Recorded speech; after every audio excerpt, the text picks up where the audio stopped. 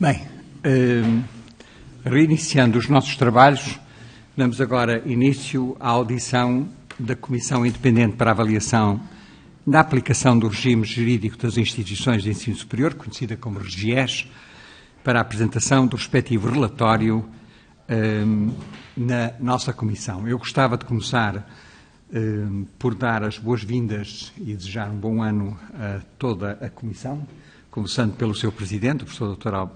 Alberto Amaral, o professor Joaquim Morato, a professora Helena Nazaré, o professor João Cunha Serra, o professor João Redondo, a doutora Ana Gabriela Cabilhas, que é do Porto, não é? Exato. E o Dr. Joel Rodrigues. Sejam todos muito bem-vindos. Eu só lembrava os tempos envolvidos. A Comissão tem 15 minutos no início e depois tem 15 minutos no fim. Pode usar os 30 minutos da forma que entender. Se usar menos tempo antes, depois terá mais tempo depois ou vice-versa. E depois cada grupo parlamentar terá 5 minutos para intervir sobre esta questão. Eu dava de imediato a palavra ao professor Alberto Amaral para a sua apresentação. Muito bem, dada a escassez de tempo, eu passarei os cumprimentos e entrava já na matéria. Eu gostava de lembrar que este relatório não representa os pontos de vista da Comissão. O relatório é o resultado de uma auscultação que foi feita para tentar fornecer a quem depois estiver interessado em utilizar esta documentação o que é que as pessoas pensam em relação ao REGIES e à sua aplicação. Portanto, o que foram estes 15 anos de aplicação. Começaria por salientar que foram feitos uma série de estudos, foram organizadas diversas conferências, foram feitas audições a um número cerca de 30 audições, e foi feito um inquérito, foi ainda recolhida a documentação independente, e tudo isso faz parte do relatório. Queria chamar a atenção para do relatório, é óbvio que houve um imenso progresso a partir de 25 de Abril. Na altura de 25 de Abril, a taxa de participação bruta era de ordem de 6, 7%, hoje está acima de 50%.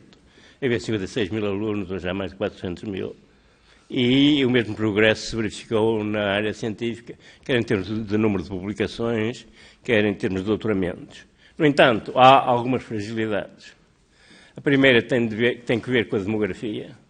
Quando nós temos uma queda acentuada do número de jovens na idade de ingresso no ensino superior, que pode causar problemas. Temos falta de equidade no acesso. Não falta de equidade no sentido de entrar ou não entrar. Hoje há número de vagas que chegam para toda a gente no ensino superior. O problema é entrar nos melhores cursos e nas melhores instituições. Um dos estudos mostra que nos cursos mais requisitados, como por exemplo medicinas e algumas engenharias, por exemplo do técnico da engenharia de Porto, etc., a percentagem de bolseiros é baixíssima, o que indicia que as famílias de menor recursos estão afastadas desses cursos. O corpo docente, a qualificação tem aumentado, tem melhorado significativamente, tem um problema de envelhecimento. Nós vamos ter um número significativo de aposentações nos próximos anos, que terá de ser atendido. Depois, o corpo docente tem um outro problema, com um elevado nível de endogamia, o que põe em causa a forma como nós organizamos os concursos nas universidades e nos politécnicos. Tem havido algum aumento da precariedade de emprego entre os docentes do ensino superior devido ao uso crescente da figura do docente convidado e contratos em percentagem. Tem havido dificuldades significativas em relação aos investigadores, mas eu depois tratarei deste assunto mais à frente. Depois, o que ressaltou das várias auscultações que nós fizemos é que falta uma entidade reguladora. Aliás, foi recomendada pela OCDE. A A3ES não é uma entidade reguladora, porque se um curso tiver condições para funcionar em termos de qualidade, a A3ES não pode impedir o seu funcionamento. E, portanto, o que passou dos vários inquéritos que foram feitos é que as pessoas se queixavam de que havia uma multiplicidade de cursos, nomeadamente a nível de mestrados, que hoje são uma fonte de receita das universidades, e a nível de doutoramento, é um enorme exagero. E se dividirem o número de alunos pelo número de professores, de docentes, verão que é impossível assegurar em condições a elaboração das teses de doutoramento e de mestrado. E, finalmente, concluímos que não bastará mexer no REGIES, é preciso também depois alterar a legislação complementar, como sejam, por exemplo, os estatutos de carreiras docentes e de investigação, ou o diploma de graus e diplomas, não é? Portanto, há uma série de legislação complementar que deve ser revista quando o RGES for revisto. Quanto ao sistema binário, a maioria, 2/3, é a favor da manutenção do sistema binário. O próprio CSISP é a favor da manutenção do sistema binário. No entanto, há algumas entidades, como por exemplo o grupo, o CNE e o A3ES, que veriam com bons olhos o surgimento de algumas instituições do tipo da Universidade de Aveiro. Portanto, instituições que combinassem o ensino universitário com o ensino politécnico. Depois existe uma grande concordância quanto à eliminação das diferenças de autonomia entre universidades e politécnicos. Quando a Constituição da República Portuguesa foi aprovada, está lá um artigo que consigna a autonomia das universidades, a autonomia para os politécnicos, e o facto de não estarem lá os politécnicos mencionados foi muitas vezes usado depois na legislação para considerar os politécnicos um grau de autonomia inferior às universidades. E isso não faz sentido. E, portanto, há um grande acordo em que essas diferenças sejam eliminadas. Quanto ao nível da autonomia, de uma geral considera-se satisfatório, exceto que depois existem outras leis complementares que vão corroendo a autonomia, nomeadamente em matéria financeira. Portanto, é tudo muito bonito a autonomia, mas depois, quando surgem diplomas extremamente penalizadoras das normas e os limites aos severos, nomeadamente no caso da investigação. Eu sou um investigador experimental, preciso de um novo reagente, tenho uma avaria no equipamento, eu preciso disso para o dia seguinte. Não posso abrir um concurso, estar não sei quantos meses à espera, porque isso não faz sentido nenhum. Era preciso rever a legislação aqui. A maioria das respostas é também muito crítica quanto ao não cumprimento estrito da legislação sobre os salários de gerência. Os salários de gerência fazem parte das dotações da universidade. Acontece que muitas vezes, portanto, no princípio do ano, quando é feito o orçamento, há despesas que não estão contempladas. Não é? Por exemplo, há um aumento da função pública, mas está contemplada e depois há uma verba de reforço que é dada. O que acontece muitas vezes é que o Ministério das Finanças dá isso, mas não dá às instituições que têm saldos. E, portanto, é uma forma de rapinar os saldos para suprir estas necessidades e, portanto, há aí uma crítica quanto a isso. O modelo do governo é alvo de grandes críticas. Se, por um lado, há um conjunto de entidades, das universidades, o CRUP, os atos fundacionais, os seus curadores, que consideram a experiência positiva e querem o seu aperfeiçoamento. Por outro lado, existe um enormíssimo número de respostas, nomeadamente de associações de estudantes, sindicatos, professores, funcionários, etc., que é absolutamente contra o RGES e tem uma visão negativa da forma de governo. E tem porquê? Perda de democraticidade, desmotivação dos membros da academia, falta de identificação com a atividade da instituição, concentração de poder, aumento do clientelismo, do compadrio, corrupção de valores e ressentimento, divórcio entre a comunidade académica e os dirigentes. E, portanto, o que acontece foi que todos os membros da academia foram fortemente afastados das decisões das instituições a que pertencem. Mas isto indica o que é? Que provavelmente o RGES foi longe demais. Porque deixem-me perder agora só 2 ou 3 minutos nisto. A lei de autonomia é de 88. 15 anos depois, em 2003, na altura era o professor Pedro Lins, Ministro da Educação, eu fiz um exercício igual a este. E nessa altura a maioria das respostas estava farta da autonomia, estava farta da democraticidade, estava farta das reuniões, e propôs um modelo que é basicamente o do RGES. O que é que queria? Queria um Board of Trustees, que é hoje o Conselho Geral, queria que o Board of Trustees escolhesse o reitor, ou que é o que acontece no RGES. Simplesmente havia um Senado que se mantinha para as questões académicas e de investigação. O RGES foi menos longe no Conselho Geral, porque o Conselho Geral do RGES tem uma minoria de membros do exterior e na proposta de 2003 cria-se uma maioria de membros do exterior, mas foi mais longe na eliminação de todos os órgãos coletivos. Portanto, não há um único órgão coletivo de decisão dentro das instituições de ensino superior. Portanto, há um aumento significativo de propostas favoráveis a que se restabeleça um Senado para as matérias académicas e de investigação. Quando aos Conselhos Gerais, em regra, uma opinião negativa, mesmo entidades como o Grupo, o ISCTE, o Conselho Nacional de Educação, que são favoráveis ao modelo, no entanto, recomendam que haja uma recomposição do Conselho Geral para aumentar a sua representatividade, mas a verdade é que a maioria das pessoas não se revê no Conselho Geral, entende que eles não representam a Universidade.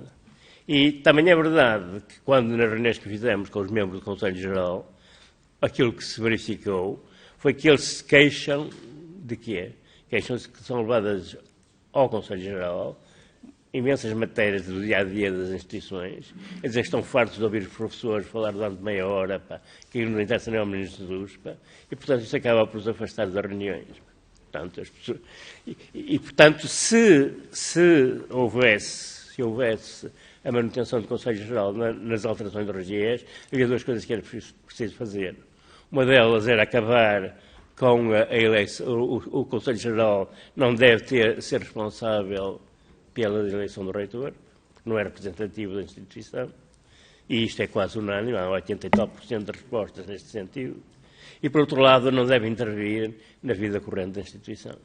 O Conselho Geral é só para as matérias de, por exemplo, o plano estratégico da instituição, não tem nada que estar a perorar e a discutir matérias do dia-a-dia da instituição, que nem as pessoas que estão de fora estão preparadas para isso, nem têm o mínimo interesse em o fazer.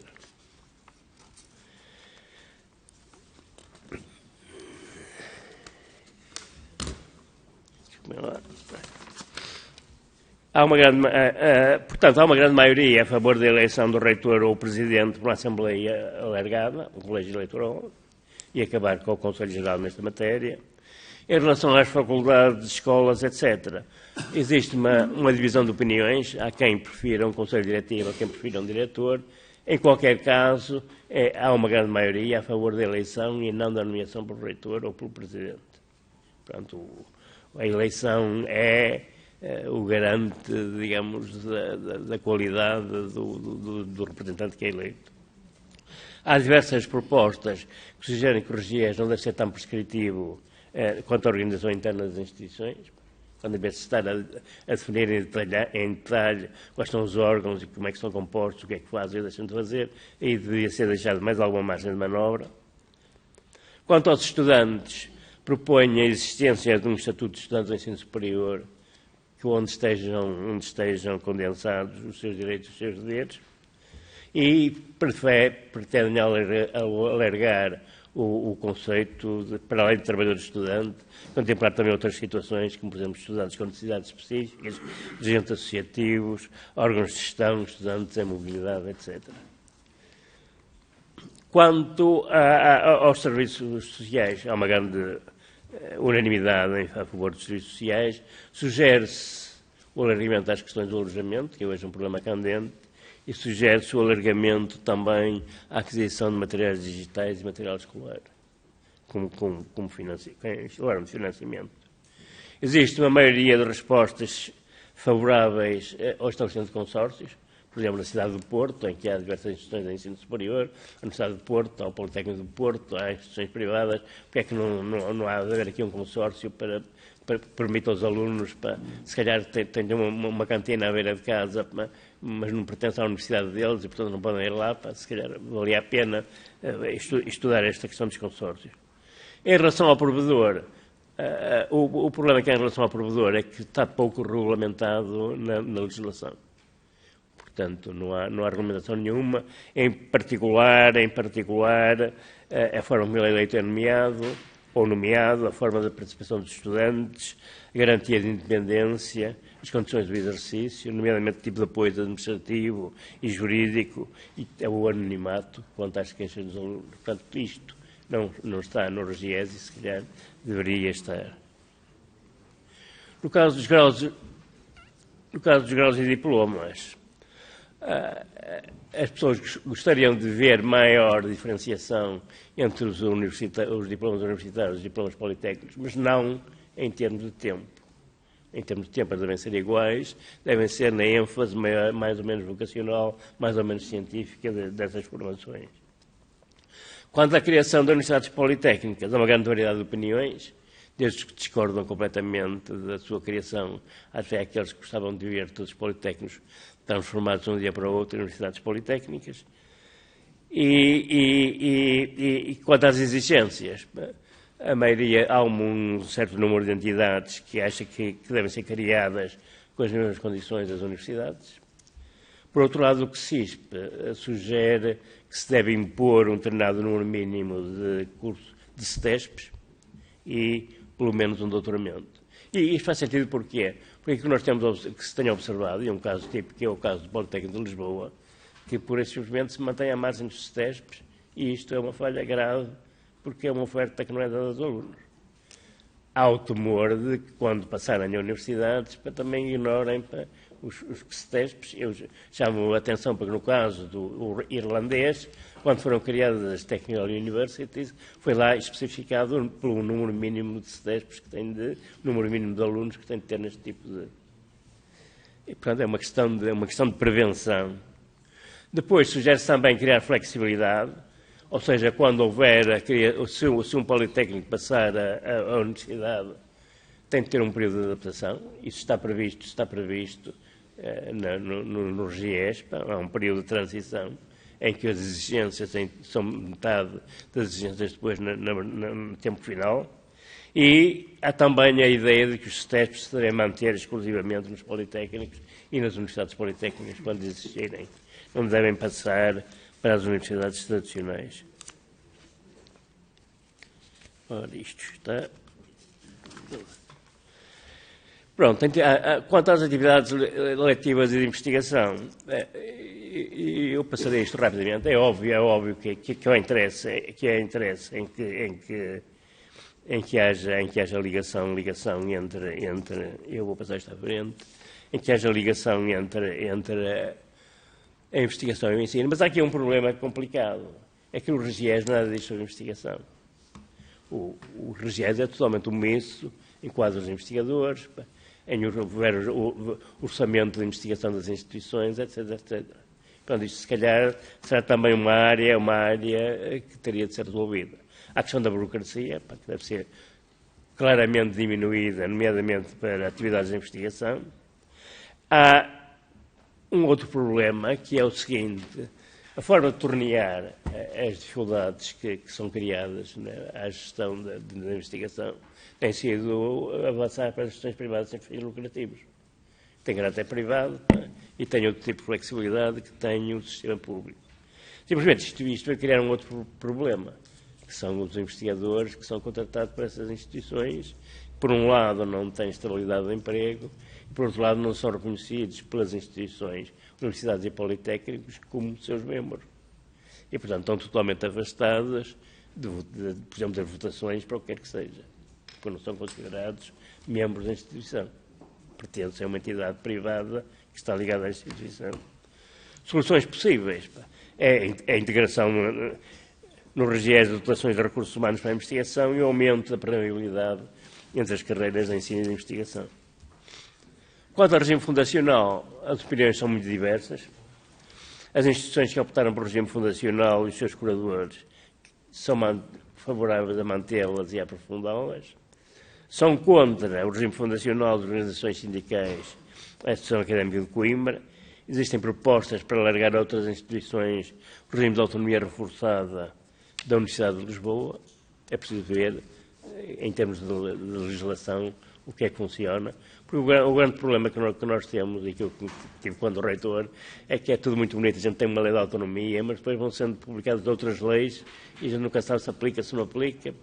Se uma lei sobre pessoal, aplica-se não sei o quê, aplica uma lei em termos financeiros, aplica-se, não se aplica. Portanto, a autonomia, que em princípio é muito bonita, está bem, depois vai sendo corroída por... E na altura a ideia das instituições privadas, das fundações, era retirar um bocado as instituições desse âmbito. Portanto, se conseguirem arranjar um método de proteger, de facto, a autonomia das instituições, isso seria extremamente importante. Quanto ao ensino privado, o RGES diz pouco ao ensino privado, e, portanto, houve relativamente pouca atenção prestada aqui. A maioria acha que o atual quadro normativo e o atual nível de autonomia é satisfatório. Critica, no entanto, duas coisas. Por um lado, continua sem haver um estatuto do docente investigador de ensino particular e procurativo, e nunca foi regulamentado o artigo 28º do RGES, que era o financiamento das instituições privadas pelo orçamento público. Finalmente, houve algum debate em torno das questões embora não seja o problema da RGES, em torno das questões digamos, das carreiras. Um dos pontos foi levantado ao caso do especialista. Porque o especialista, ao ser metido numa carreira pública, deixa de ser especialista. A ideia de ter um especialista era alguém que continuava a trabalhar e transferia essa sua experiência dia-a-dia do trabalho, não é? Como engenheiro, como construtor, como é que fosse, para dentro da escola. E, portanto, o próprio CSISP é contrário a isto. E além disso, a figura de centro convidado tem sido bastante mal utilizada, tem sido muito mais utilizada para precarizar a função docente, e além disso os politécnicos queixam-se que aquela porcentagem de 35% de especialistas é excessiva. Finalmente, uma maioria de opiniões a favor do aumento de exigência dos limites fixados para os corpos docentes, universidades e politécnicos, e uma grande preocupação, que eu torno aqui a salientar, é a forma como decorrem os concursos académicos, muitas vezes feitos à medida do candidato preferido, o que tende a aumentar o já excessivo nível de endogamia, sendo que os concursos internos de promoções também contribuíram para esta situação. E acabei. Muito obrigado. Muito obrigado, professor. Eu passo de imediato a palavra ao coordenador do grupo de trabalho que foi constituído no nosso... ok. Muito bem. Então passo a palavra ao Sr. Deputado Porfírio Silva. Muito obrigado, Sr. Presidente, senhoras e senhores deputados, Sr. Professor Alberto Amaral, Presidente da Comissão e demais membros da Comissão aqui presentes. Queria desejar um bom ano a todos e, em particular, aos membros da Comissão, agradecer o trabalho que fizeram durante estes meses, que foi uma missão pública pro bono e, portanto, acho que a República deve estar gratos por esse trabalho. No que diz respeito ao relatório e aos materiais disponibilizados na página da Comissão Independente, quer que resultam de audições, quer que resultem de estudos, quer que resultem de conferências, quer que resultem do próprio inquérito, portanto há muito material para além deste relatório. Vou partir do princípio que quem estiver interessado ou já leu ou vai ler e, portanto, não vou propriamente colocar questões sobre essa parte. Há, no trabalho que a Comissão entregou, um recenseamento bastante relevante de um conjunto de questões que a comunidade académica de investigação tem vindo a discutir nos últimos anos e, portanto, desse ponto de vista, quem entrar nesta discussão não pode ignorar um conjunto de rios de problemáticas que desaguam nesta discussão, o que é importante. Mas eu diria, para explicar o conteúdo da minha intervenção, que eu vou fazer questões sobre o que está para além disso. Não é? Porque, na realidade, uma peça legislativa, e nós aqui temos que nos colocar na perspectiva do legislador, sobre esta matéria não somos legislador exclusivo, o Governo também pode legislar, mas, dentro da nossa responsabilidade legislativa, nós temos que nos colocar na perspectiva do que é que se pode fazer sobre o instrumento jurídico que está em causa, que é o RGES. E uma coisa que, a meu entender, um bom legislador deve ter em mente é que não há nenhuma peça legislativa que resolva todos os problemas do mundo. Porque um legislador que pense fazer isso vai estragar tudo e vai fazer ainda pior do que aquilo que já existe.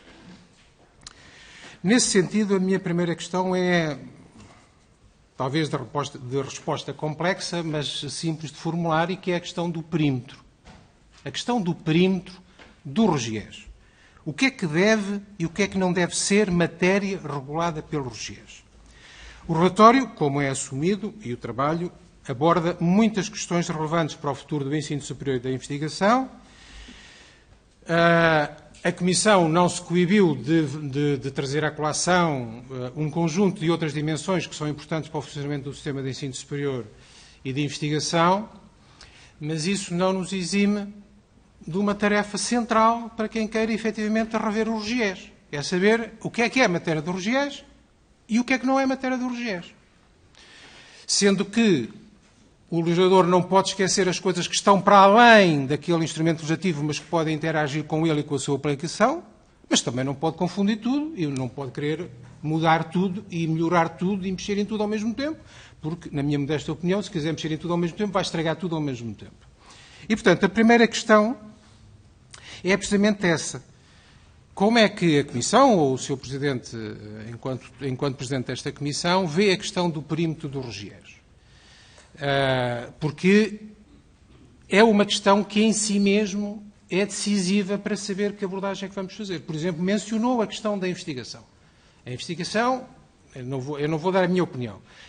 Aquilo que está escrito é uma matéria que está insuficientemente tratada no RGES. E, portanto, nós podemos até conceber que haja matérias que hoje estão pouco tratadas no RGES têm que ser mais aprofundadas. E, portanto, é possível conceber que o RGES possa ter um âmbito mais largo em certos momentos e, noutros aspectos, mais curto. Há instituições que, sistematicamente, sobre determinadas questões no questionário, dizem, para nós, esta matéria não deve ser matéria regulada no RGES. E, portanto, é uma questão central para interpretar.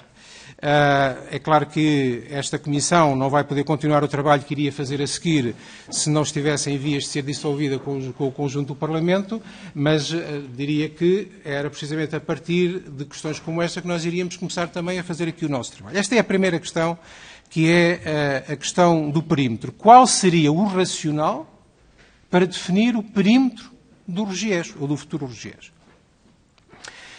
A segunda questão, e face a uma grande quantidade de questões importantes que são suscitadas pelo relatório e pelos trabalhos que conduziram a ele, há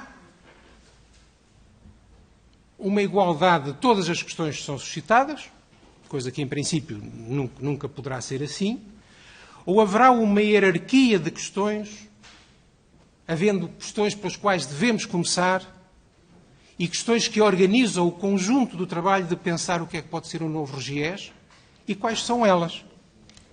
Por exemplo, fala-se da eventual necessidade de reorganizar a rede de instituições e de cursos, mas ao mesmo tempo também se fala da necessidade de uma estratégia de associações das instituições de ensino superior, fusões ou consórcios, ou outras são referidas várias. Mas também é trazida à colação de novo a possibilidade de haver um conselho coordenador que fosse mais do que consultivo e que tivesse algum grau efetivo. Ora, isto são maneiras diferentes de tentar olhar para o mesmo problema. Digamos que há soluções que seriam uma espécie de crença na ordem espontânea, a gente deixa as instituições trabalharem e há de surgir uma coisa magnífica no fim, ou tem que haver algum género de estratégia global do sistema. Mas para ter essa ideia é preciso também ter uma ideia de quais são as questões organizadoras. De onde é que devíamos partir? Da agenda do país ligada à agenda das instituições de investigação? Ou dos problemas de carreira profissional? Ou dos problemas de disparidade regional? Por onde é que começamos? Quer dizer, quais são as questões fulcro das quais saem todo o caminho? Eu vou, abusando da sua tolerância, Sr. Presidente, vou agora tentar ser rápido na última questão. E a última questão é esta. Uma revisão do RGES, que nunca pode ser feita nem contra o país, nem contra as instituições, tem que ter uma estratégia de convergência. Ou seja, é preciso ter uma estratégia de juntar os diferentes pontos de vista, as diferentes estratégias, os diferentes interesses e fazer com que grande parte deles possam entrar no mesmo caminho. Que estratégia é que nós podemos montar a partir destas questões para tentar encontrar caminhos de convergência e tentar compensar ou diluir ou resolver as divergências e os conflitos de interesses que existem naturalmente no sistema. Eram estas três questões que, naturalmente, seriam a nossa tentativa de tentar aproveitar o trabalho que já fizeram em vista de uma reflexão futura. Muito obrigado. Muito obrigado. Muito obrigado, Sr. Deputado. Eu passo de imediato a palavra à Sra. Deputada Germana Rocha, do PSD, para a sua intervenção. Muito obrigada, Sr. Presidente, a quem cumprimento e desejo um bom ano, bem como a todos os presentes. e, naturalmente, cumprimentar também, em nome do Grupo Parlamentar do PSD, a Comissão Independente de Avaliação do RGES, na pessoa do professor Alberto Amaral. Agradecer a presença de todos e o trabalho desenvolvido, bem como a exposição que aqui o professor Alberto Amaral nos fez. Começo por uma questão prévia, mencionando que uma das principais conclusões que se deve retirar deste trabalho é que a revisão que se pretende agora efetuar já deveria ter ocorrido há muito tempo, conforme previsto, podendo muitos dos constrangimentos que se vivem hoje no sistema do ensino superior já terem sido corrigidos. E, neste âmbito, referem a um problema que é recorrente, que é a existência de legislação aprovada que remete para determinada regulamentação essa que nunca mais é produzida, implicando a não aplicação dos dispositivos legais em causa. No caso concreto do RGES, passados 15 anos, ainda continuam por regulamentar um número significativo de disposições que impedem a sua aplicação, o que convém sublinhar para que no futuro se evitem estes lapsos. Referi naturalmente que o relatório e a avaliação produzidos sobre o RGES enquanto diploma estruturante do sistema do ensino superior é crucial, para posteriormente ser reformado, por forma a tornar o nosso sistema mais robusto e preparado para enfrentar os desafios que se colocam e de que destacamos. A evolução demográfica negativa, consequência das baixas taxas de natalidade, o que aponta para uma diminuição do número de jovens em idade de ingressar no ensino superior. Esta diminuição não é de hoje, mas tem sido compensada por mecanismos que, como referem, estão esgotados, pelo que é urgente encontrar novas soluções.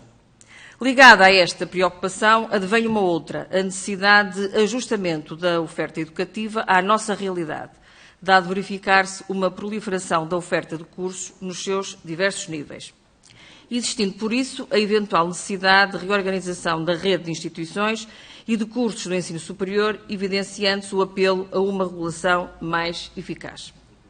Outro dos desafios muito importantes é a falta de equidade no acesso ao ensino superior por parte dos jovens provenientes de famílias de meios socioeconómicos desfavorecidos, daí a importância do fortalecimento da ação social escolar, para o qual temos vindo a alertar e a apresentar propostas.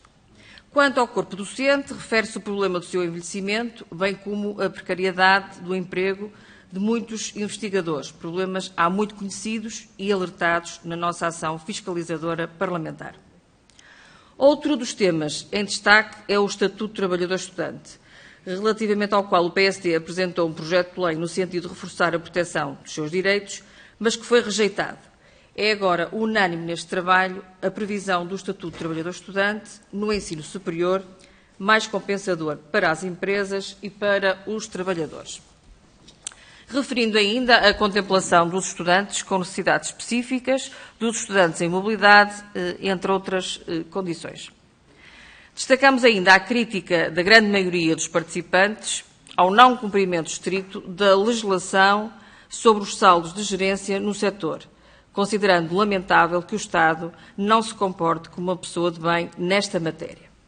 A necessidade da atualização do modelo de governança das instituições do ensino superior, bem como o consenso existente sobre a importância da ligação entre as instituições do ensino superior, a investigação científica e o tecido económico. Portanto, sendo o RGES o diploma basilar do ensino superior no que toca ao seu funcionamento, regulamentação, gestão e organização das instituições, direitos dos docentes e investigadores, sendo também nele que se baseiam e travam irregularidades no setor, torna-se premente a sua revisão. E perante o diagnóstico feito, a pergunta que agora se impõe é quais são os passos seguintes para se avançar para esta tão necessária revisão. Muito obrigada. Muito obrigado, Sra. Deputada. Passo agora a palavra ao Sr. Deputado Gabriel Mittar Ribeiro do Chega para a sua intervenção. Obrigado, Sr. Presidente. Começo por recordar o saudoso professor Luís Moita, que uma vez ele contou que conversou com um conterrâneo meu moçambicano e o meu conterrâneo disse-lhe assim: antes de chegarem os portugueses, o homem branco, nós rezávamos virados para o chão. Depois vieram os portugueses, o homem branco, disseram: só há um Deus que está no céu. Começámos a rezar virados para o céu. E depois veio a Frelimo e disse: não rezem para o céu, nem para o chão, nem para o céu. Olhem em frente que o socialismo é o futuro. E ele estava perdido. É mais ou menos como eu. À esquerda são os convidados, à direita o PowerPoint e o microfone à frente. Eu vou tentar orientar-me com esta situação. Saudar o Sr. Presidente, senhoras e senhores deputados, e na pessoa do professor Alberto Amaral, saudar os membros da Comissão Independente para a Avaliação do RGES e desejar a todos um bom ano. Eu começo por agradecer o relatório, que é muito bem fundamentado, uma excelente base de trabalho, e nós partimos para esta situação com um consenso sobre a necessidade de uma reforma profunda do ensino superior há muito adiada. Um primeiro ponto é este: o diagnóstico está feito, não é necessário andar mais de diagnóstico em diagnóstico, e o trabalho da Comissão tem o grande mérito de deslocar, em definitivo, a visão sobre os problemas e o coração da solução dos problemas para a tutela política. Isto é, não se pode mais arrastar a inércia de não reformar este setor. E é por isso que os programas eleitorais dos partidos políticos vão ser interessantes, porque a questão agora é simples, não é mais se é preciso reformar, a partir de agora é como se tem de reformar. Portanto, uma das grandes vantagens do relatório. E deixo-me a primeira questão aos membros da Comissão, que é esta: é se, quando concluem esta vossa nobre missão, se concluem com o sentimento de que algo de facto vai mudar, ou se antecipam que as forças de inércia vão acabar por manter tudo como está. Um segundo ponto é que o relatório estabelece que os olhares sobre as causas e soluções dos desafios do ensino superior são diversos, contraditórios, são plurais. A visão é diversificada. E eu fico com a impressão que, se nós apontamos muito para o RGES, se calhar estamos a falhar o alvo. Se calhar o problema fundamental não está aqui. Não está aí. E eu aqui introduzo uma nota interpretativa, que é esta: o sistema de ensino superior vive há demasiado tempo orientado no sentido da realização pela quantidade, pelo sucesso estatístico, que aqui também foi apresentado. E é claro que existe qualidade no ensino superior, mas se essa fosse a nota dominante, perante o forte crescimento do ensino superior nas últimas 2 décadas e face ao investimento sem paralelo que a sociedade tem feito no setor, Portugal não estaria na situação de crise grave, endémica, em que está. Portanto, pelo seu peso estratégico, o ensino superior tanto pode impulsionar as sociedades no sentido do desenvolvimento, como pode arrastá-las ou mantê-las em crise endémica. Parece-me ser o caso de Portugal. E a questão que eu coloco aos membros da Comissão é se a generalidade dos membros do setor, estou a falar de governantes, mas também de docentes, investigadores, estudantes, entre outros, se a generalidade dos membros deste setor mudarem o enfoque de forma estrutural do critério da quantidade para o dever da busca da qualidade persistente, o dever persistente da busca da qualidade científica, académica ou técnica, se essa não é a chave para a reforma profunda do setor em Portugal. Um último tema que gostaria de abordar é este. Uma parte dos bloqueios das instituições do ensino superior tem a ver com os contextos externos às instituições, contextos sociais, políticos, económicos, por aí fora. Mas há uma outra parte que está necessariamente no interior de cada instituição.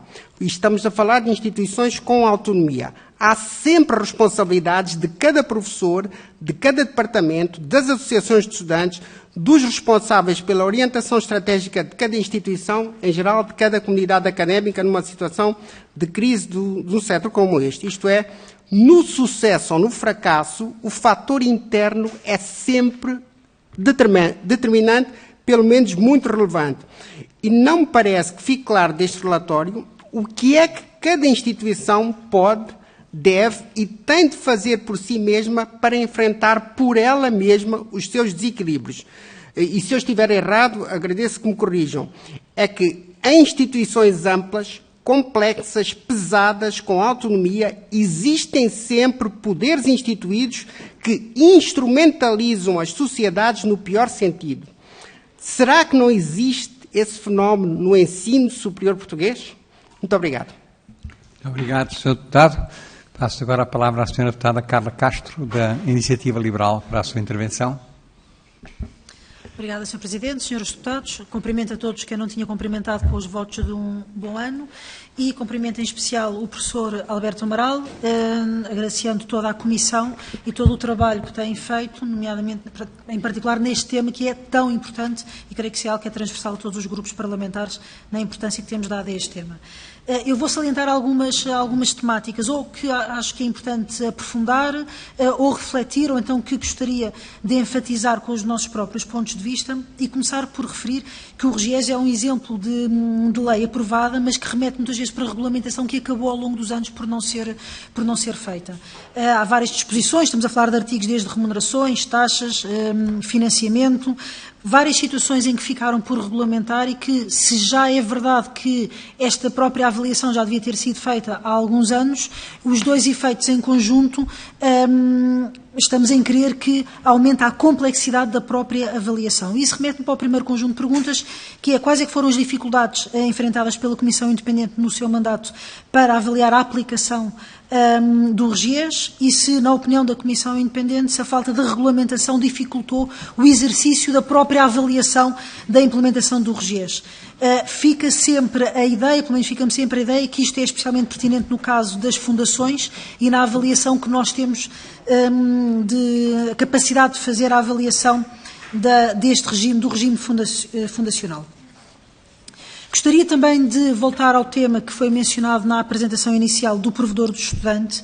O RGES define que cada instituição deve ter um provedor de estudante, no entanto é omisso sobre diversos temas, nomeadamente sobre quem deve assumir o papel, sobre as competências, sobre a forma de eleição ou nomeação, e esta ausência resulta numa grande diversidade de instituições do ensino superior, sendo que nós somos claramente favoráveis a que haja uma autonomia das instituições do ensino superior, mas parece haver aqui carecer efetivamente aqui algum trabalho de, digamos, chão comum para todas as instituições. Portanto, uma regulamentação parece ser bastante útil.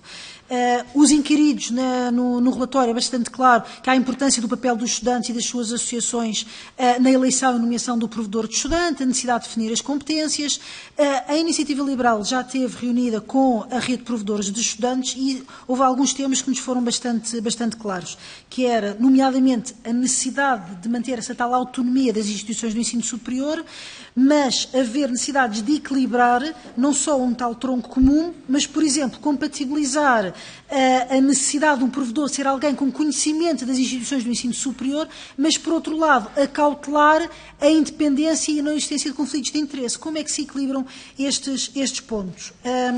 Há claramente margem para haver esta regulamentação, mas gostaríamos de enfatizar que é importante valorizar este papel, que é um papel que nos parece que tem passado um bocadinho ao lado quando se fala no ensino superior. Nesse sentido, gostaríamos de saber como é que vem a necessidade e esta compatibilização da independência versus conflitos de interesse. Sobre a autonomia das instituições do ensino superior, isto é uma longa batalha da Iniciativa Liberal, gostaríamos de salientar, e achamos que é absolutamente urgente, não há razão nenhuma para não se resolver, enquanto não há esta revisão do RGES, o tema dos saldos de gerência. Eles são altamente limitativos na autonomia financeira das instituições do ensino superior. E gostaria de falar sobre o Conselho Geral. Sabendo que diversas propostas no inquérito e que nós consideramos também que o RGES não deve ser tão prescritivo quanto à organização interna das instituições, permitindo maior flexibilidade, o tema dos Conselhos Gerais é um tema que merece bastante preocupação. Gostaríamos de saber se me poderiam aprofundar um pouco mais como é que estão a ver este tema e a orientação em que deveriam ir os trabalhos. Solidarizar-nos também, até aliás já de acordo com a recomendação da OCDE, que é importante a entidade reguladora do ensino superior.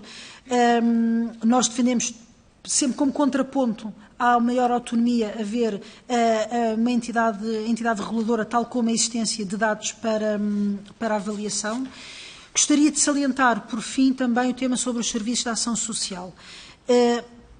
Por um lado, salientar que é bastante claro que a maioria das respostas concorda com a possibilidade de criação de consórcios no Serviço de Ação Social. Isto parece algo que, com uma grande utilidade para diversas instituições de ensino superior, sobretudo para aquelas de menor dimensão. E é bastante evidente que há uma enorme diferença de financiamento per capita dos serviços de ação social nas diversas instituições. A integração dos serviços de ação social nas instituições é bastante claro que acabou muitas vezes com o financiamento público consignado à ação social direta. Isto é um tema que deveria merecer a maior reflexão e também gostaria de salientar que não entra em contradição com aquilo que nós dizemos da autonomia, porque, por exemplo, já no próprio Orçamento de Estado há uma diferença clara entre a Segurança Social e o restante Orçamento do Estado. E, portanto, gostaríamos de salientar apenas que esta decisão de eliminar a vinculação obrigatória para verbas do apoio social ou, em alternativa, a seguir as recomendações da OCDE, parece-nos temas bastante relevantes. Muito mais haveria a dizer, mas se pudessem aprofundar alguns destes pontos, estaríamos gratos. Obrigado. Obrigado, Sra. Deputada. Eu passo agora a palavra ao Sr. Deputado Alfredo Maia, do PCP, para a sua intervenção. Muito obrigado, Sr. Presidente, Srs. Deputados. Cumprimento a Comissão Independente de Avaliação do RGES e, em particular, o Sr. Presidente, Professor Alberto Amaral, que é sempre um gosto ouvir. Eu faria algumas notas em relação a este relatório, que é um excelente documento de apoio à reflexão que vai seguir-se. Enfim, no curso normal estaríamos dentro em breve a preparar a sua revisão.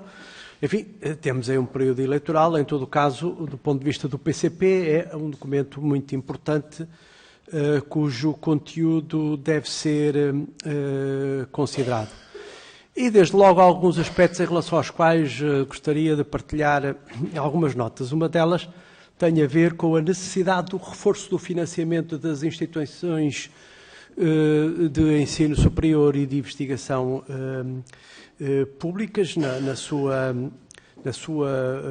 suas múltiplas implicações, desde logo o reforço da capacidade de ensino e de investigação, mas também em relação a uma preocupação que é bem patente neste relatório da Comissão, em relação à falta de equidade no acesso e na permanência dos estudantes no ensino superior. Trata-se de uma preocupação que o PCP tem evidenciado ao longo dos debates nesta Assembleia, designadamente na sua componente de ação social escolar, mas também em relação às propinas e emolumentos, cuja abolição, aliás, o PCP defende. O relatório, enfim, de alguma maneira questiona o modelo fundacional, que em si mesmo, enfim, tem adeptos e tem adversários. Eu gostaria de dizer que, em relação a este modelo, o PCP francamente discorda francamente deste modelo e defende, sim, o sistema público com financiamento robustecido e que garanta a independência das instituições. O relatório aborda também, de uma forma bastante esclarecedora, as questões de governação das instituições de ensino superior, com reservas que o PCP, no essencial, acompanha, designadamente em relação ao Conselho Geral. Aliás, o relatório aborda aqui uma evolução da avaliação que os inquiridos fazem ao longo do tempo, e parece claro que a maioria não se revê, e a expressão é da Comissão, não se revê no Conselho Geral. Do nosso ponto de vista, há em múltiplos aspectos, quer pela sua composição, quer pelas suas competências, coloca até problemas de independência das instituições, designadamente no seu programa, especialmente na área da investigação.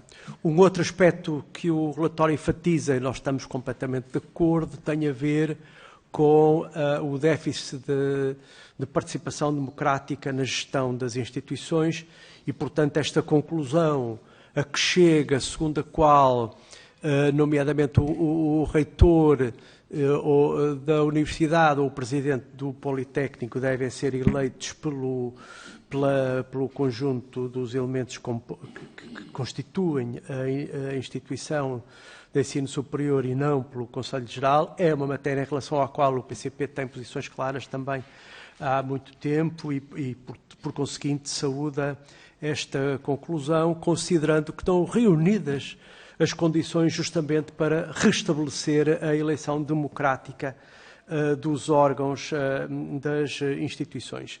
Enfim, não ocuparei muito mais tempo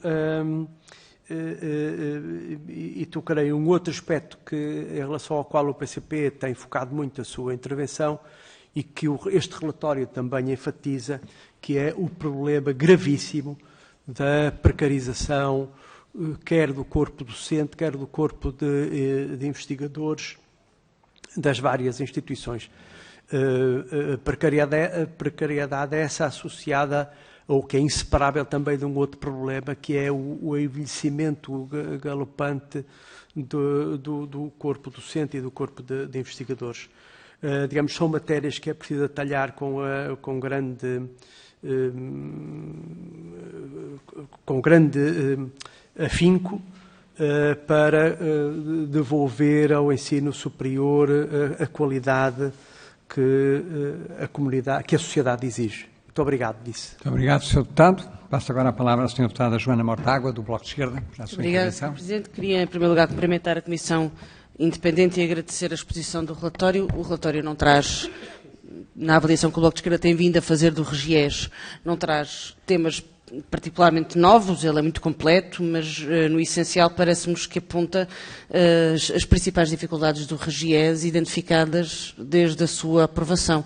Eu até fiquei aqui, senti-me velha, sinceramente, quando percebi que se passaram 17 anos da aprovação do RGES. Eu, enquanto estudante, estive nas manifestações contra o RGES, inclusive em protestos na Assembleia da República, e na altura disseram que que não me preocupasse, porque dali a 5 anos haveria uma revisão e que eu poderia então ficar descansada sobre potenciais melhorias do regime.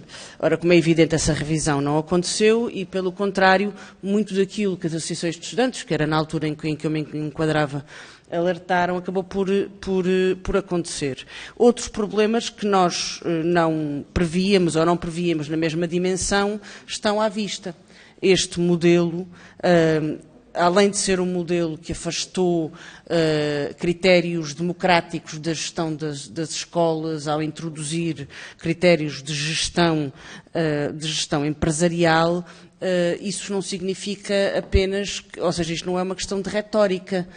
Nós não defendíamos uma maior participação dos estudantes e dos professores e da comunidade académica na gestão das instituições do ensino superior porque achávamos que era bonito haver uma alusão à escola participada. Não é, porque isso tem de facto consequências depois em outras matérias que são aqui faladas, como a questão da autonomia, sobretudo a autonomia científica, que é ou não permitida a cada instituição, que tem a ver com as várias queixas de clientelismo, de compadrio, tudo aquilo que é frequentemente apontado às universidades públicas e que, na verdade, regimes como o RGES vieram facilitar em vez de prevenir. Porquê? Porque convidaram a uma lógica de privatização do ensino superior e, numa lógica de privatização, há muito menos controle por parte da comunidade e há um escrutínio que é um escrutínio muito mais financeiro e muito menos um escrutínio noutras áreas do que deve ser uma instituição do ensino superior. Preocupa-nos em particular a precariedade, que não está diretamente ligada, ou melhor, que tem mais a ver com o modelo de financiamento, mas que está naturalmente ligada com o RGES e foi aqui levantada com a questão do abuso da figura do convidado e do envelhecimento. Preocupa-nos também as questões que aqui foram levantadas e que fazem com que haja uma maioria de associações de estudantes, organizações sindicais e de docentes, investigadores e pessoal técnico que tenham uma visão negativa do RGES. a questão da democraticidade, a concentração de poder, o clientelismo e o compadrio, a desmotivação, a falta de identificação com a atividade da instituição, o divórcio entre a comunidade académica e os dirigentes.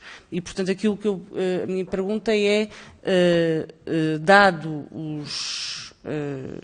digamos, aferindo as maiorias que for possível, as maiorias de razão que for possível neste relatório, porque naturalmente não haverá consensos absolutos, por onde é que uma futura reforma do RGES não pode ir? Porque nós havemos de ter espaço para discutir por onde é que ela deve ir, é evidente para todos que ela tem de ser feita. Agora, quais é que devem ser as balizas? Para onde é que já percebemos que não é o caminho? Para onde é que a comunidade académica terá legitimidade e direito para nos dizer vocês falharam-nos se o Parlamento seguir por esse caminho, conhecendo aquilo que este relatório nos diz, em que circunstâncias é que isso pode acontecer. Muito obrigado, Sra. Deputada, e muito obrigado aos Srs. Deputados e Deputadas que intervieram. Eu agora passo a palavra à Comissão, novamente. Tem à volta de 13 minutos, porque usaram 17 no início. Eu penso que as questões têm ou têm bastante a ver com aquilo que os vários deputados salientaram, o acordo que tinham em relação a muitas das conclusões do vosso relatório, mas tentar perceber também, no fundo, aquilo que foi levantado pelo PS, quais são as balizas, para onde é que devemos ou não devemos ir nesta questão do futuro do RGES. Sr. Presidente, tem a palavra. Bom, isto é uma tarefa impossível. Se eu reunir estas perguntas todas, tinha 10 segundos para responder a cada uma delas, e, portanto, ter que fazer uma escolha. É preciso perceber o que é que nós fizemos, não é? O que ali está é o sentir da comunidade. E há naturalmente contradições. Há pessoas que querem este modelo, há pessoas que discordam do modelo, e tentamos transmitir ao Ministério e à Assembleia da República qual é esse sentir, para que depois possam pensar. Há imenso material que não está aqui descrito, os inquéritos, há 600 e tal respostas a inquéritos, tudo isso pode ser depois analisado, detalhado com mais cuidado. E é preciso ver o que é que a gente pretende do RGES. Eu acho que o RGES é essencialmente um instrumento de cúpula, portanto, que deve definir a estrutura do sistema de ensino superior, a matéria do governo e a matéria da autonomia. Para mim, as questões mais importantes é o governo das instituições, o seu nível de autonomia e depois como é que ele se organiza em rede. E isto porquê? Porque nós vamos ter um problema complexo nos próximos tempos, que é o da diminuição do número de jovens que estará em condições de ingressar no ensino superior. E que poderá causar muitas dificuldades, nomeadamente nas regiões de menor densidade populacional. Portanto, será que aqueles politécnicos da raia de Espanha, perante uma diminuição significativa das populações, são viáveis? Será que devemos ir para um modelo tipo a Universidade de Aveiro, em que a gente, por exemplo, junta para Évora, a Universidade de Évora com o Politécnico de Porto Alegre, ou que junta a UBI com a Guarda? Quer dizer, isso são questões que não cabem à Comissão, mas caberão certamente a um Governo. Que estratégia é que o Governo vai utilizar? E também é verdade que um pouco por esse mundo fora, os Governos têm usado estratégias diferentes. Têm usado as estratégias top-down, em que o Governo diz, meus amigos, a partir do dia tal, o Politécnico não sei o quê vai se juntar com a Universidade de não sei quanto, e é uma decisão de cima para baixo. E há as formas mais subtis, por exemplo, o governo australiano, quando quis reorganizar o sistema de ensino, disse, meus amigos, dentro de 2 anos, tudo que sejam instituições com menos de 2.500 alunos não são financiadas. E não disse mais nada. E deixou que as instituições se juntassem e resolvessem o problema. E, portanto cabe ao Governo escolher a estratégia que vai utilizar para reorganizar a rede, eu sempre senti isso, sendo de facto, há aqui uma visão contraditória. Por um lado, há aqueles que querem mais autonomia e, por outro lado, aqueles que se queixam que não há regulação. E a verdade não é crua, é que se as instituições, pela via do baixo financiamento, têm sido empurradas para arranjar outras receitas. E uma forma, por exemplo, de arranjar receitas foi proliferar os mestrados e proliferar os doutoramentos e admitir que todos os alunos que venham à rede, mesmo que saibam à partida que esses alunos vão ter capacidade de obter o diploma. Ao virem as taxas de abandono dos mestrados com superior a 30%, isto é assustador em qualquer regime. Mas porque não interessa pagar as propinas, é uma receita, não é? E se calhar, esta reorganização da rede e pensar ter uma entidade que regule isto seria extremamente importante. Eu estive há vários anos na agência e uma das regras que nós tínhamos e que nos era imposta é que nós não podíamos recusar um novo curso se tivesse qualidade. Imaginemos que há proposto um novo curso numa área que já está mais que saturada, mas as pessoas que lá estão são competentes e têm... A agência não pode recusar este curso. E, portanto, não há, em boa verdade, uma entidade que faça esta regulação. A ideia que lá estava era, bom, se a agência disser que não, o curso não funciona, a agência disser que sim, depois o ministro pode decidir financiar ou não. O que nunca acontece. Portanto, falta aqui claramente nós sabermos que tipo de cursos é que são fundamentais em Portugal. Será que não temos excesso em algumas áreas? Será que temos faltas noutras? Quem é que define isso? E, portanto, essa comissão, que era recomendada pela OCDE e que nunca se viu a luz do dia, há um Conselho do Ensino Superior, mas que de facto não funcionou e é ineficaz. E, portanto, se calhar, um dos instrumentos que devia ser considerado era a regulação. Depois, o modelo do governo é fundamental. Portanto, acho que se foi longe demais no reduzir a participação dos corpos da universidade na gestão das instituições. Se calhar, pensemos, por exemplo, no modelo americano, em que no modelo americano há um Board of Trustees, mas que trata essencialmente das questões financeiras, de arranjar dinheiro e do plano estratégico, mas depois tudo que é académico, científico e tal, é colegial. As instituições são fortemente colegiais. Eu doutorei-me em Cambridge é absolutamente colegial. Cambridge, a entidade que regula Cambridge é uma coisa chamada... tem 7 mil membros. E pronuncia sobre as questões fundamentais da universidade. E existe um mecanismo para ver essa participação. Para as pessoas sentem-se como sendo membros, de facto, daquela instituição. Porque, por exemplo, nessa entidade, até os aposentados fazem parte, e votam e participam nas decisões. Não é? E se calhar, nós fomos longe demais no RGEs ao ter eliminado totalmente todos os órgãos de decisão coletiva. Portanto, se calhar aqui haveria que fazer alguma correção. O outro aspecto fulcral, mas deixo isso à imaginação dos senhores deputados, é como é que a gente consegue arranjar uma lei que, de facto, proteja a autonomia, que evite que a autonomia que está concedida e está consagrada vá sendo sucessivamente corroída por outra legislação que vai sendo aprovada. Como é que isso é possível?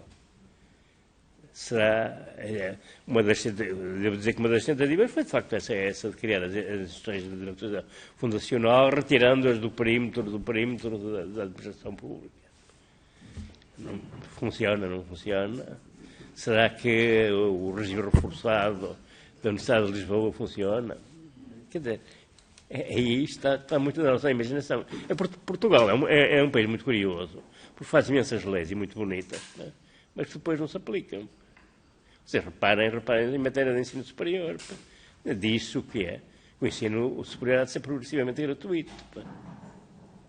Diz-se, por exemplo, que o número escolar deve ser progressivamente abolido. Está escrito. em nobres decretos-leis e leis da Assembleia da República, e nada disso é cumprido. Não é? E, portanto, isto é um problema quase de fundo, que faz parte da nossa cultura. Havia um sociólogo holandês, Hofstede, que diz que define as sociedades em termos de 4 parâmetros culturais. E em 2 desses parâmetros, Portugal está em situações extremas. Um deles é o medo do desconhecido. A gente não quer leis, a gente quer regulamentos. Se não estiver lá tudo escritinho, atenção, cuidado, mas depois não cumpre. E depois, as pessoas às vezes se chateiam por causa disto, mas o termo não é meu, é dele, o caráter feminino da sociedade. O caráter feminino da sociedade tem muito que ver com a forma como nós, sei lá, um japonês falha, faz um harakiri, não, nós nem pensar, na coitado do menino, ao meu filho, provar não há mais, reprovaste, não há problema nenhum. E tal, não. Portanto, já o Salazar falava disso, havia um julgamento, havia um crime horrível, toda a gente queria matar o tipo à pedrada, Desculpem lá.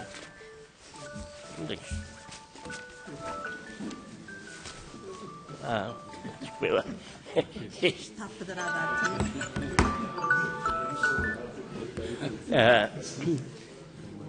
Há um crime horrendo, a gente quer matar o tipo à pedrada, depois há o julgamento, o tipo é condenado, mas por trás dele aparece sempre uma figura, a mulher, a filha, não sei o que é. E quando o juiz, para pronunciar a sentença, que é dura, mas justa, então toda a gente se vira contra o juiz. Coitado, que vai ser agora dele? Olha, a mulherzinha, o que vai acontecer? Então, é um bocado esse tipo de caráter feminino. E, portanto, já tem muitas leis. As leis são regulamentares, mas depois não as cumpre, porque é complicado. E enquanto nós não mudarmos também um bocado este espírito, nós temos muita dificuldade em mudar as coisas. Mas, como eu digo, acho que está aqui um trabalho que vale a pena ponderar, não é? E olhar para ele com cuidado. Há aí muitas... Não há soluções únicas, não é? Isso vai passar muito por opções. Acho que deve haver, da vossa parte, uma discussão com os órgãos representativos, com o Conselho Nacional de Educação, com o Conselho de Reitores, com a APESP, com o CSISP, e tentar chegar a uma solução que seja o máximo possível consensual. Mas é complicado, claro que é. Mas essas coisas complicadas são aquelas que interessa fazer, não é? Muito bem. E certamente nós ficaremos à disposição, quando quiserem, mais tarde, com mais tempo, não é? Porque isto aqui também tem de ser esmiuçado com calma, não é? Não há soluções fáceis e não se pode assim rapidamente isso. Há uma questão que foi aqui levantada aqui agora que queria chamar a atenção, e acho que foi pela Carla Castro, que é a questão. Aconteceu uma coisa que é isto: os serviços sociais foram integrados nas universidades. E ao serem integrados nas universidades, fazem parte do orçamento global da universidade. Portanto, não há verbas consignadas para a ação social. E se compararem o que se passa entre as diversas instituições, e instituições em que o número de, digamos, a verba gasta por aluno em ação social não tem nada a ver com a verba do que está ao lado. Portanto, há aqui uma enorme discrepância. Há quem, de facto, protege os alunos e assegura verbas para a ação social, e há aqueles que usam aquilo para outros fins e desprotegem os alunos. Se calhar seria de voltar a uma situação, ou que há uma verba consignada no orçamento, ou voltamos a uma certa autonomia dos serviços sociais com um orçamento próprio. Muito obrigado. Chegamos ao fim desta audição. Eu gostaria de começar por agradecer à Comissão o trabalho todo, o enorme trabalho que tiveram para nos darem este retrato daquilo que é a situação atual, com todas as dificuldades e todas as coisas boas e as coisas más que existem, as diferentes opiniões. Também estou de acordo que haverá um trabalho posterior que eu espero que seja feito na próxima legislatura, de maneira a podermos tratar algumas destas questões, as balizas, o perímetro do que é que o RGES deve conter e, portanto, a todos vós um agradecimento da parte da Assembleia da República pelo vosso extenso trabalho e ao professor Alberto Amaral também pela presidência deste grupo, que é alguém que tem muita experiência também foi acumulando durante estes anos todos e, portanto, mais uma vez, muito obrigado a todos pela vossa presença aqui connosco esta tarde e desejar um bom ano a todos. Senhores deputados, chegamos ao fim da nossa reunião. Só dizer que temos a próxima reunião no dia 9, com audição ao Ministro da Educação, e não sabemos se haverá mais alguma questão adicional. Se houver, em relação àqueles projetos de resolução que eu levantei, depois informarei os senhores deputados.